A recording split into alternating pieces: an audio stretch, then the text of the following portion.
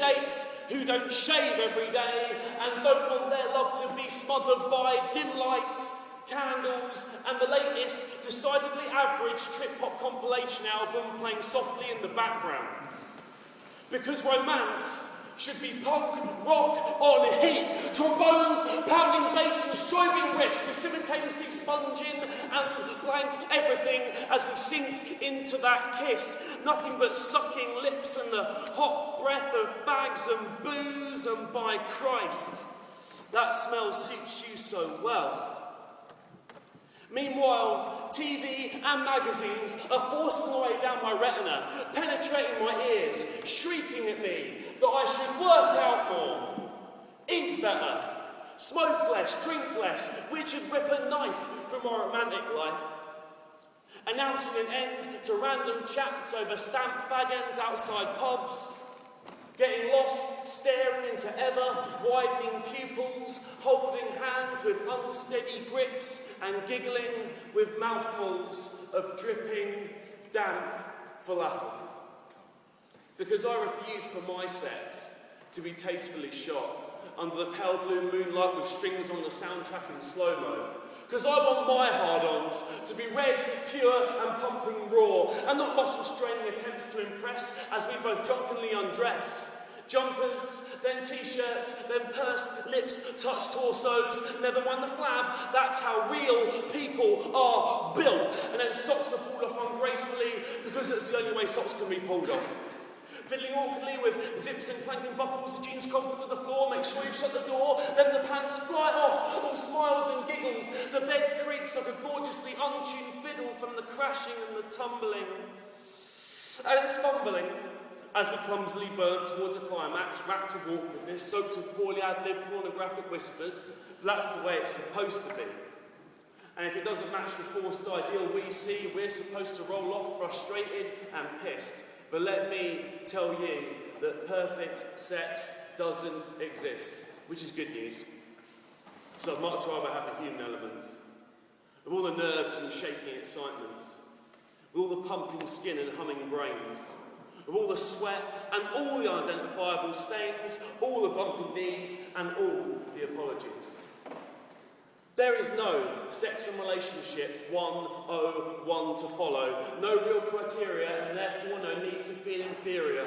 And the butterflies swarming at the pit of your gut, they're a great thing because they show you care.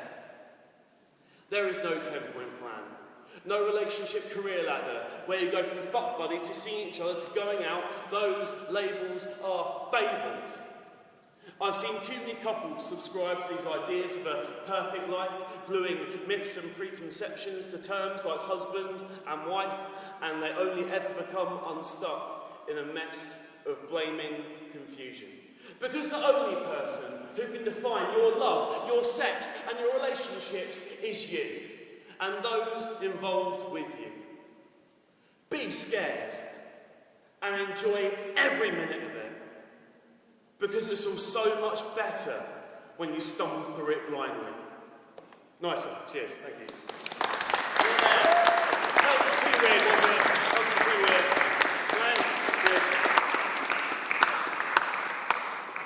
Right. Awesome. This is lovely, isn't it? Has everyone had a chance to see all the amazing artwork? It's rocks. It's awesome. Awesome. This one's about a friend of mine, and it goes like this. 7 years. 7 years between when you left and when you came back. There have been flirtations and meeting up, quick snatch chats on MSN, but I thought, nah, this is the end. Another friendship gone. Time to move on. Because anything rooted in rootless nostalgia is doomed from the start, all sugar and violins of no muscle or heart, and I remember the afternoon of your depart. Your eyes shot through with a sad bulging blue as we all stood on the platform and waved and waved, the painful awkwardness saved by your train pulling away with an ugly metallic creak. And over those 7 years, I get little trickles of shifts in your life through friends and friends of friends. You've got a long-term boyfriend. then a fiance, then you're pregnant, then you're married, the baby's called Liam. All these things arrive as tiny, muffled bombs that I diffuse in the margins of my brain because I've got nothing but disdain for that kind of way. All paid up, cuddly and settled, tagged with sickening pet names like Monkey or Petal, and just the words coffee morning dissolve my metal and make me want to take a handful of pills and run, rave, scream for the hills. A shell devoid of thrills, blunted at the edges, viewing existence as tiny upward steps and insistence on living life like a pet. Kept in line, like a stopped clock kidded into still thinking it's still keeping time. Because I hear you're serving coffee at Costa, and I reckon it will cost you your whole future, and I've got images of you serving lattes to dickheads with a sweaty forehead and a forced smile, and I reckon you're worth way more than a billion how are yous, would you like anything else is, or thank yous. And I'm still struggling for independence, still trying to fit the pieces together. Still a bit naive, still trying to make sense, still dressing like a teenager, still talking like Peter Pan just tripped over Chomsky, but the rent's piling on, and HSBC have me by the balls, still too often making that pathetic phone call, all right mum, can I borrow some money? And I've got the nerve to think of your life as gift wrapped, but who's the one who's really trapped?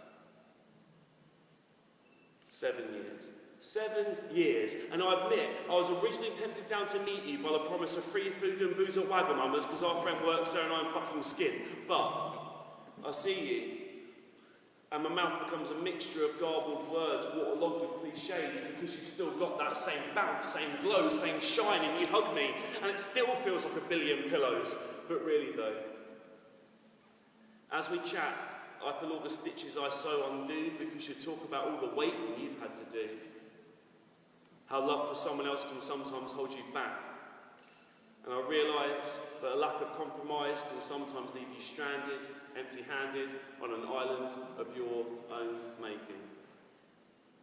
And I'm lucky enough not to have waited a single second. Lucky enough not to have reality really beckon. No babies, no marriage, no responsibility. Time to sit around and talk punk rock, veganism and anarchy. Life frozen, posing in action, hands out for the catching, ratcheting it up. So still, but so assured. But that's time that most people can't afford. And I remember the cut of a cord, and I think of my mum. Now, she was moored with 2 growing boys on her own, and maybe it's not what she really wanted, but people get older and things fall out of range, their parameters change, stupid real life gets in the way, missed opportunities, missed hopes, missed dreams, sit on the waiting pile a mile from our concerns, and sometimes it's best to just let your losses burn. And I'm no hippie. I'm not saying go camp in a field, rub some stones together, get rid of your negative energy or any of that shite. And I'm certainly not saying that some things aren't worth the fight. But just for a moment, respect that free will is a luxury. And reflect on the fact that your choices can't always be right. And just when you think you've got your shit down tight, the ceiling might just cave in, and with bleeding fingernails you've got to scramble over the rubble to reach for daylight. Sitting still, doing nothing but reading, watching, and rambling is never a gamble, never a risk. But putting your life on hold for someone that you love, putting your life on the line for something you believe, that takes balls. You dust your bleeding knees off after every fall, and still you keep going. Because with you, there's no shouldn'ts, and there's no can'ts. And you taught me what it really means to take a chance. Cheers, thanks. Happy birthday. I'm not sure what to do now, because the space is quite unlike anything I've played in, and the audience is slightly quite disparate, isn't it? Like it's all spread out quite a lot. So I'm not sure what to do. I've got some more really depressing ones. Loads more, actually. Loads, fucking loads of them. But I sort of also have some ones which are supposed to be funny. Now I say supposed to be funny, because if you don't find them funny, that's kind of my get out clause, isn't it?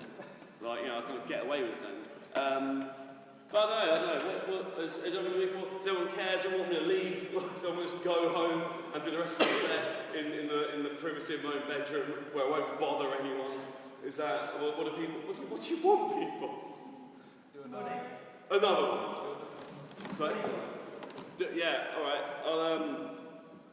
Right. Let's do. Yeah. This one. This was about. Yeah, alright, being a teenager, that was shit, wasn't it? Everyone knows that, right? That was rubbish, right? And people who look back on their lives later on and say, oh, school days, they're the best of your life, weren't they? They were brilliant. They're brilliant. They're wrong, and they're lying, stupid, mad, or rich, or all four, right? They don't know what they're talking about, right? It's just like, I don't know how anyone sort of escapes like the state school system or a private school system without some sort of massive debilitating mental disorder, right? It's incredible to me. Or even that, we all have it, and it doesn't matter, does it? So this one's kind of about like people sort of who look back